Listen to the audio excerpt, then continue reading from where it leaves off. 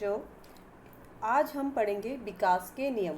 इससे पहले वीडियो में मैं आपको विकास का अर्थ, उसकी विशेषताएं और वृद्धि और विकास में अंतर के बारे में समझा चुकी हूँ और आशा करती हूँ कि आप लोगों को वो सब अच्छे से समझ आ भी गया होगा। तो चलिए आज हम पढ़ते हैं विकास के नियम। विकास के नियम में पहला नियम आता है, विकास निश्चित प्रतिमान का अनुसरण करता है। कहने का मतलब है कि विकास एक निश्चित प्रारूप के अनुसार चलता है। जैसे कि बच्चा जब पैदा होता है तो उसके बाद धीरे धीरे उसमें क्रियाएं शुरू होती हैं।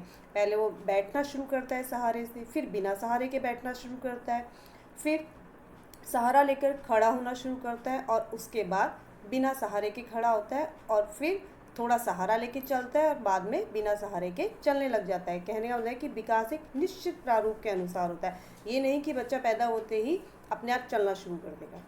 दूसरा नियम आता है सामान्य से विशेष की ओर नियम। सामान्य से विशेष की ओर नियम का कहने का मतलब है कि पहले बच्चे में सामान्य विशेषताएं उत्पन्न होती हैं और बाद में जटिल विशेषताएं।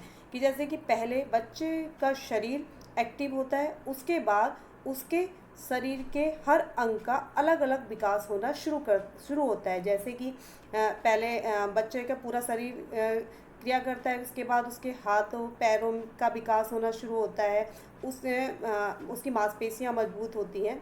तो कहने वाला है कि विकास सामान्य से विशेष की ओर चलता है।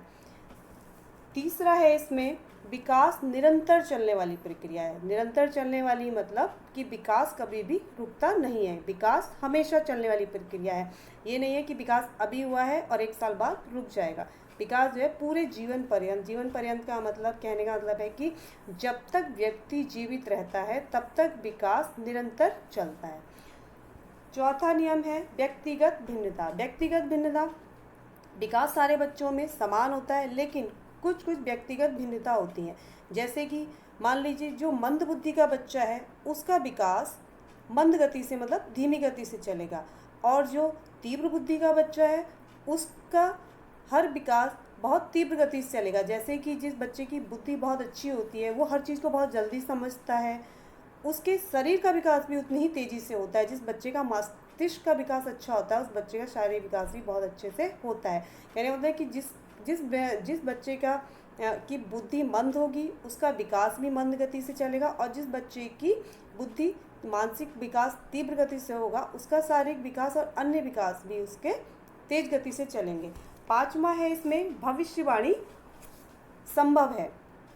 भविष्यवाणी संभव है कहने का मतलब है कि विकास के बारे में भविष्यवाणी संभव है। भविष्यवाणी कैसे संभव है? कहने का मतलब है कि जैसे भविष्यवाणी संभव से मतलब समझिए, जैसे कि बच्चे में पहले गर्भावस्था आती है, मतलब उसकी कि बच्चा जब माँ के अंदर होता है, उसके बाद उसकी शैशवावस्था आती है जब बच्चा पैदा होता है, उसके बाद बाल्यावस्था आती है, फिर उसके बाद किशोरावस्था आती है, फिर प्रौढ़ावस्था आती है और अंत में वृद्धावस्था आती है। क्या मतलब जो विकास है उसके बारे में भविष्यवाणी संभव है कि पहले ये वाली अवस्था आएगी, यानी पहले गर्भावस्था आएगी, फिर उसके बाद शैशवावस्था आएगी, फिर उसके बाद बाल्यावस्था आएगी। इस विकास के बारे में भविष्यवाणी संभव है। कहने का मतलब कि ये ऐसा नहीं है कि पहले बाल्यावस्था आ जाएगी फिर शैशवावस्था आएगी, या पहले वृद्धावस्था आ जाएगी फिर प्रौढ़ावस्था आ जाएगी। विकास के बारे में भविष्यवाणी संभव है कि विकास एक नियम से चलेगा।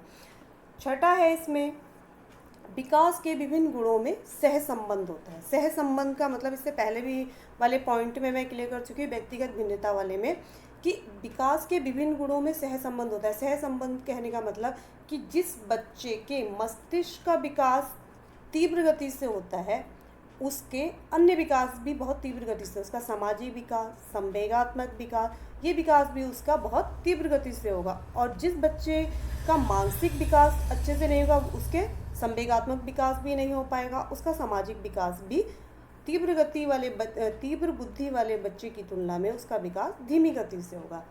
7वां पॉइंट है इसमें शरीर के विभिन्न अंगों के विकास में भिन्नता पाई जाती है। कहने का मतलब कि शरीर के विभिन्न अंगों में विकास में भिन्नता पाई जाती है कि जैसे शरीर के जो ऊपरी हिस्सा होता है, मतलब सर का, मस्तिष्क का विकास बच्चे की 6-7 साल की आयु तक हो जाता है और उसके शरीर अन्य अंगों का विकास धीरे धीरे चलता रहता है। मतलब किशोरावस्था तक आने तक अन्य शरीर के अन्य अंगों का विकास चलता रहता है, जबकि बच्चे के मस्तिष्क का विकास 6 से 7 वर्ष की आयु तक पूरा हो चुका होता है।